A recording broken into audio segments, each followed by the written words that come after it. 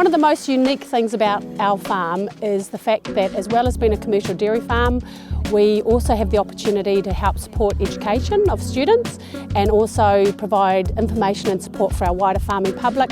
So as well as running the day-to-day business of turning pasture into milk, we also help to educate our community around us. Students can be little 5-year-olds. We had 100 5-year-olds on farm a couple of weeks back, having their first pat of a calf, being able to feed them, understand how milking works, understand about a biological system, right through to secondary schools across the Waikato region and Bay of Plenty, and tertiary students from Lincoln University, Waikato University, and international guests as well on farm.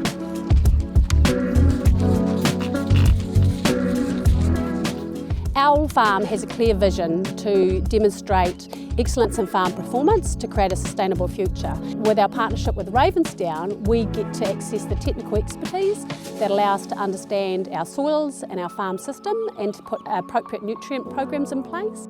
The beauty for me with our farm is that it is actually a living classroom, and from our perspective, again, it just engenders bringing young people into the industry and getting them really enthusiastic about agriculture and the future of agriculture in this country. Definitely the working classroom's been good, but also being able to come out from the classroom and actually see things in person, so finding nitrate fixating units like under the soil, being able to do fencing, seeing like weighing the calves, sheep, everything, so yeah. I am quite interested in the business side of everything, even with Ravensdown their pathways. I'm pretty interested in how that goes. Definitely one of the options when I go down to Lincoln. But yeah, hopefully either end up in a business side or hands-on side.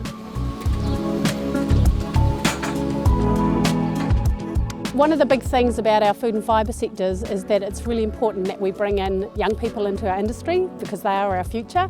And when they come into our industry, they need to understand how our systems work, and they also have to have a bit of a vision of the future and how they can adopt technology and techniques that will help advance what we know and what we can do now.